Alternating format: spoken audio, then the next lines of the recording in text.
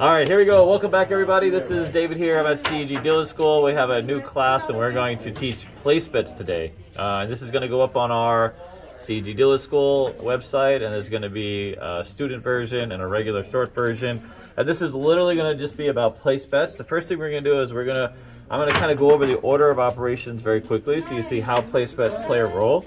And for our purposes, we know that when this puck is off, we're coming out. Then we're going to mark a number. Let's say the point is 4, okay? Now, if someone has a pass line bet, we're going to go out here.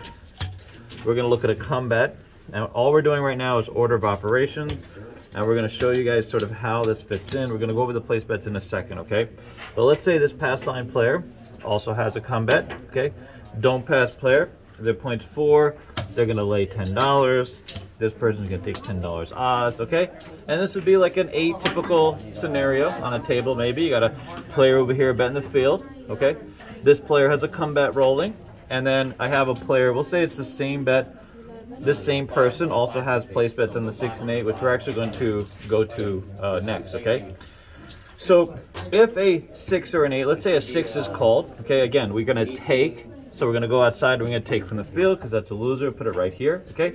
When we have bets working, right, when we have action here, we don't want to bring losing bets into the center. We have to bring them back here or back into our stacks, okay? All right, we can't bring it back here because we still have bets that are working, all right? So we bring them back here, losing bet. The next thing we go to is pay. Is there anything out here we need to pay? No, there's nothing out here we need to pay. So then we're going to move the bet. We said the 6 was called, right? We move the bet onto here, and then we go to place bets are next, okay? The place bet goes, and now let's say this person wants to come down with odds. You'll hear that a lot.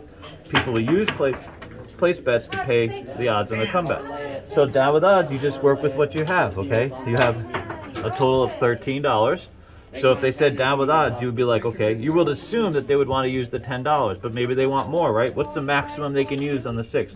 12? The maximum odds. 5 times. $25. 3, 4, 5 times odds, okay? So they could leave, they could say, hey, just leave me $10, or they could throw in another $15, right? And they could have max odds, and then you hand off the change, just like that, okay? Simple, all right? All right, so that's the order of operations to see how, so you can see what the context of the bet. All right, now we're gonna do a couple things. For our purposes, we're gonna pretend we just have a pass line better. This better is also a place better, okay? So you can understand the context of it, because this pass line bet, whether they have a pass line bet or don't have a pass line bet, is going to have an impact on how they bet place bets, okay? All right, so let's say we come out on the point of 6, all right? Okay, 6, all right? There's a few different ways we can make place bets, okay? We can make place bets on the outside, which is the 4, 5, 9, and 10, outside, okay? We can also make place bets on the inside, the 5, 6, 8, and 9, okay, are the inside numbers, okay? All the way across are all the numbers, all 6 numbers. There are 6 numbers here, 4, 5, 6, 8, 9, and 10, right? If this person has a pass line bet, they already have the 6. So they'd only need the 5 remaining numbers if they wanted to go across, okay? If they wanted to bet the inside, they would only want the 5, 8, and 9 because, again, they have the 6, okay? If they wanted to bet the outside, all the outside numbers are available, 4, 5, 9, and 10, okay? So those are the 3 different types of bets. Okay, now what we're gonna do is we're gonna move this out of the way, and we're gonna go over place bet odds, okay?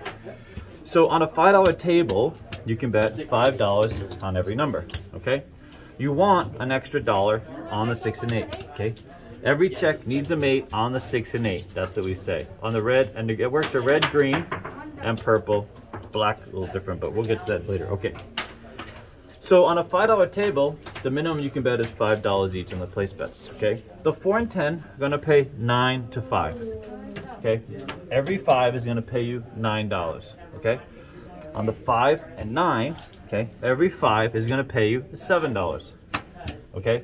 And on the 6 and 8, every 6 is gonna pay you $7, okay? If you don't have the proper odds, okay, guess what? You don't get the advantage of 7 to 6. You'd only get paid $5 for 5. Would only pay $5, okay? But that's why we tell people we want every check needs a mate, the 6 and 8, okay? So, okay, $7, okay?